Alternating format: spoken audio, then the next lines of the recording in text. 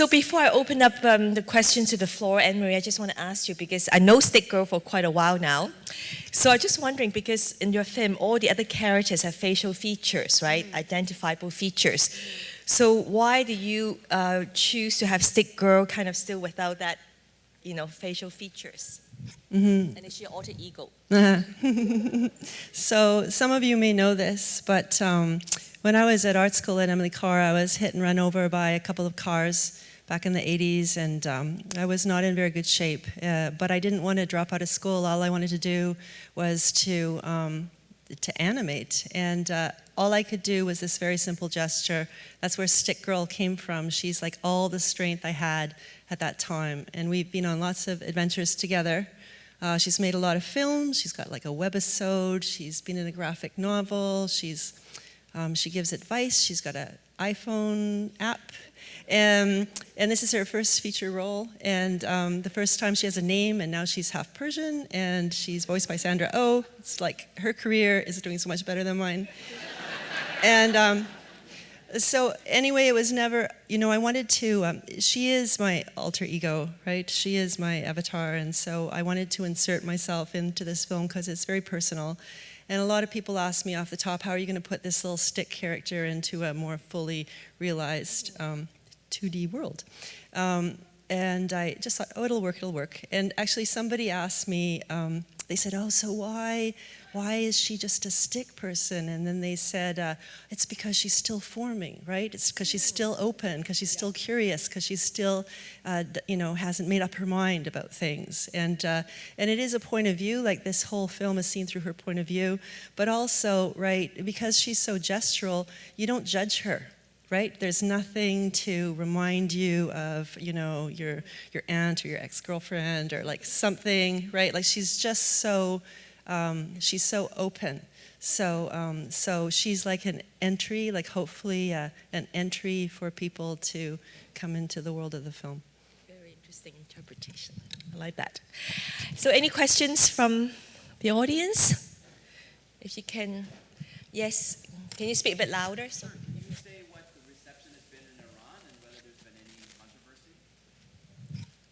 Well, technically, how is it being received in Iran, and is there any controversy? Well, nobody's seen it yet, so no. But actually, I was interviewed by Persian radio in Toronto, and they said, oh, everybody knows about this film in Iran, and I said, no. And they said, oh, and it's, compared to, they said to the 300 and to Argo, which obviously was not like good comparison. And I said, well, they haven't seen the film because, if there's a political act in this film, it's to try and make things not political, right? To show, we're talking about culture, we're talking about family, we're talking about poetry, we're trying to talk about things that the way that we are together, not the way we are apart. Right, so Payman Mahdi, who a lot of you may know from A Separation, and Salesman is going to be in this festival too, right? Yeah. Oh, no, he's not in it, but the filmmaker, Farhadi, amazing film. Okay, you thought it, yeah. So anyway, he's in the film. He's the voice of, he says the Masnavi in the film, and he also sings the kind of rap Masnavi at the end. And he wants to distribute it in Iran, but he's not sure if it'll go through the censors or not. But we're hoping that it will. No.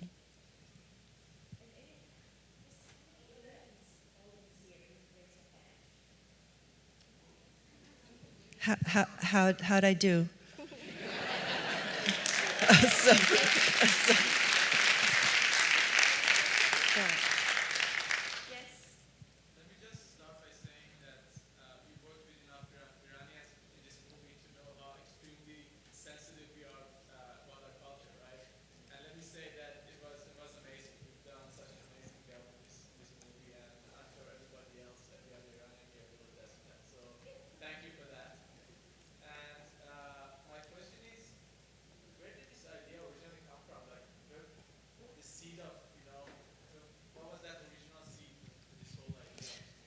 Well, it's a really long story, but apparently we have some time.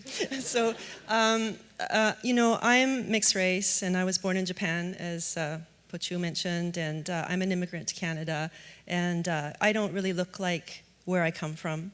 And so I love to hear stories about, about diasporas, about people's histories. I'm constantly amazed by the stories that people tell. And when I was in Germany like 20 years ago, I was at an artist residency, and I was with a bunch of writers from all over the world, and I was learning German.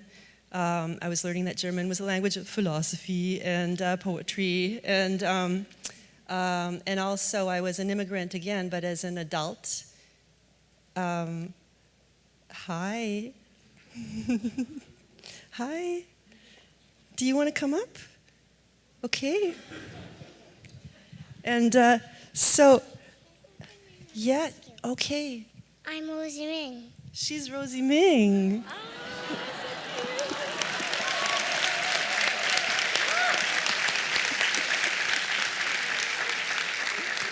That's so great. What do you want to say to people? I love you.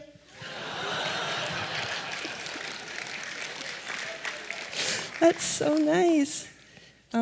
Anything else, or do you want to go back off stage?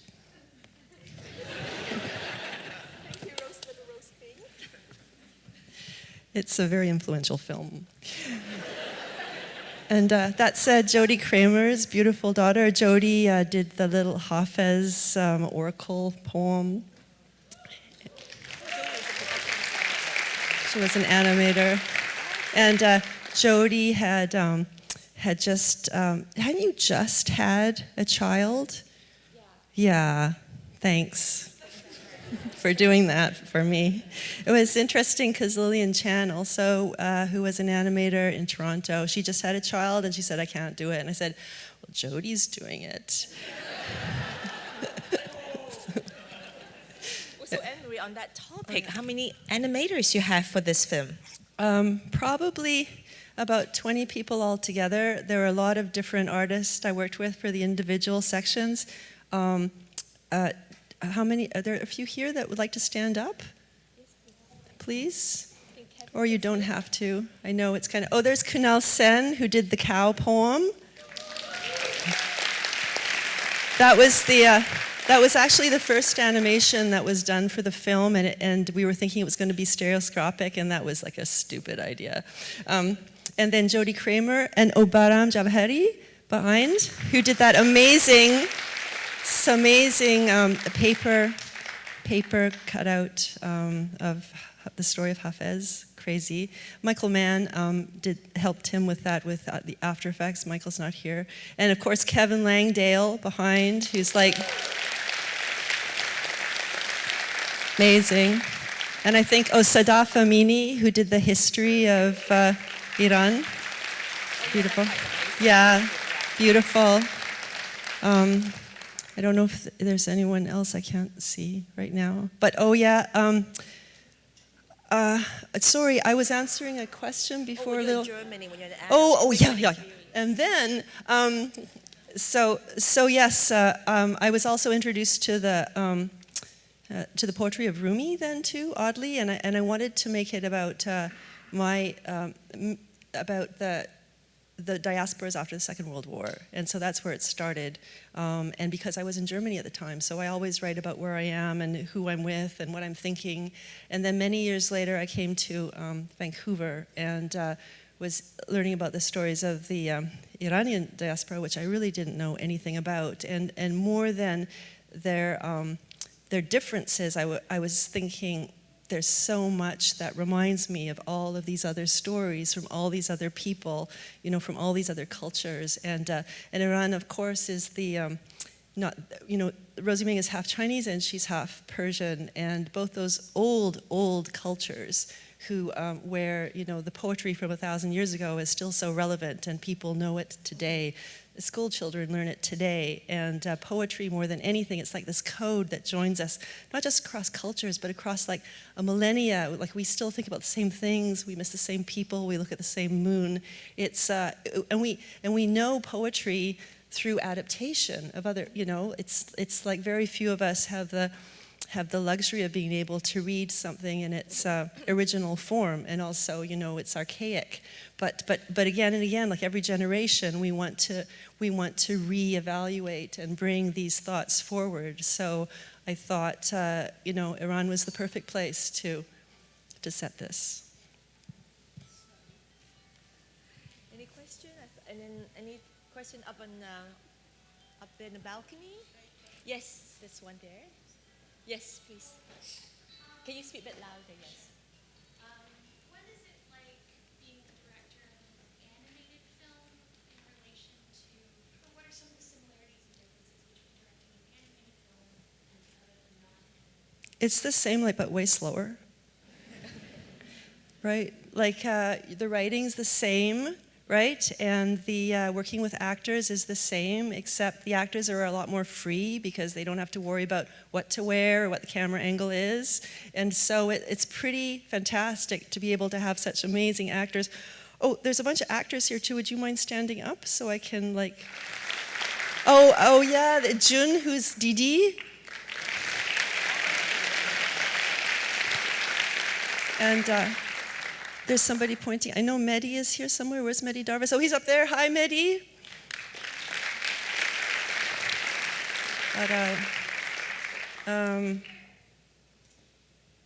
Oh my goodness. This is the screaming little Rosie, Esme.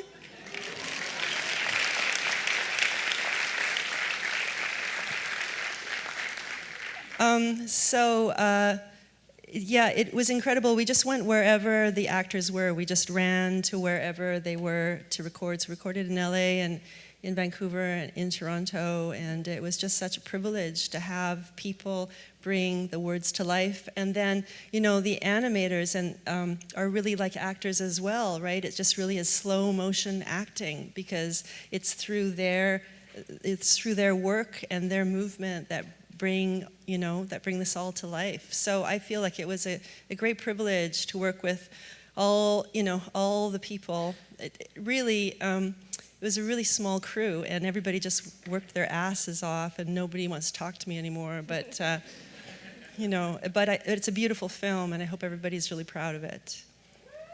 Yeah. Well, we have talked about the animation, we have talked about the acting. Mm-hmm. So what about the music? There's some really beautiful music. Oh, Taimaz Saba just walked in 5 minutes before the end. Taimaz, where are you? There. Yes. So Taimaz was the composer, and we worked very closely for about a year, right? On this project, and it incorporates a lot of different styles and the work I guess of a lot of different composers as well, right? So it's essential. Animation is 65% sound. Oh, Gordon Durrity was the sound designer. He's in Bali right now, so couldn't be here, but he says hi. Yes, and Gordon is somebody I've known since I was 10 years old. So this film was made with some very, very old relationships and a lot of new ones, which is kind of like the film. And she's going to Poetry Festival, which is really my experience of film festivals, right? Mm-hmm. Traveling where you go to some place, and especially as a young woman, right? People want to tell you things, yeah. And they want to show you things, and so you're more than a tourist, but also you're not in your land, right? And people want to tell you some things about their culture. So it's very much, even though it's so strange, it's very much, my life experience. Yeah. And the voyage of this film too. Yeah, the voyage of the film. Yeah. But really, honestly, the reason why, I broke my back, and I can't speak for everybody, was because I think that the message is to be open to understand yourself more through listening to others, that this is a time where a lot of images are are not positive. Let's say that. And I think a lot of artists are working with it right now, and there's a lot of dark images that are being created, right? Because what else can you do? It's a reflection of the time. And I really wanted to make something that was light and that had some hope and that had some laughter, you know, to subjects we don't always smile about, right? To understand that we have a similar experience, and that things are going to get better. Well, Anne-Marie, we were just talking before coming back for the Q&A, and we have the film classified. That's why you can see young people, and we think that it's such a nice film for, you know, young people to see. And the film will have another screening, I forget which day now, which day is it? Monday afternoon, a matinee. And then the film should be released in theater in March, right, next year. So if you enjoy the film, and please spread the word, and you know, I'll ask people to come to see the matinee screening. And as I said, you know, I think it's really a great film for young people. And so, you know, the film is classified, so do bring the young people to come and see it. And I don't know what time is it now, and nobody, so do we have time you want? Huh? 8:15. I think we have, if you have another question, we can take another question. Yes? Yes? Yes, can you please stand up and... Oh.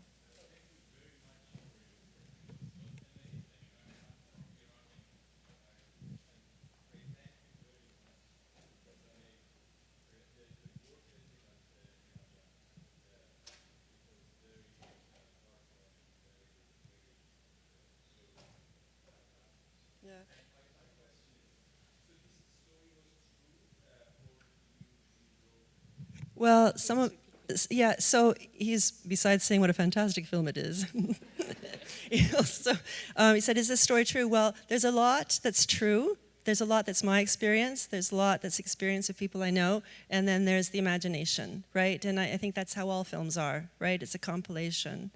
Yeah. So, Natty, did you have... Where's, I guess, Rennie Rosie now, Stick Girl? Yeah. Where is she going next? Oh yeah, Rosie's really busy. So, she's got a little short film that she's making. I think she's a teenager now. I think she's 14 now, and she's very interested in astrophysics, and so we're exploring that. But she's on break now, like she's just doing a digital out, like no cell phone, nothing. I don't know. I'm gonna call her next month. Yeah.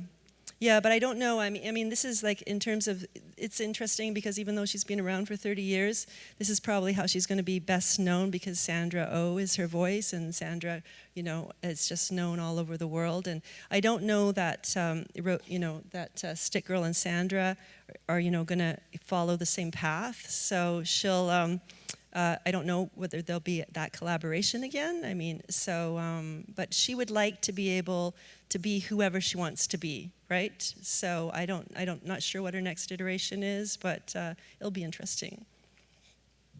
Yeah. Well, I guess we have to wrap the session now. And thank you very much for coming. And, you know, please do, you know, spread the word. And thank you, Anne-Marie.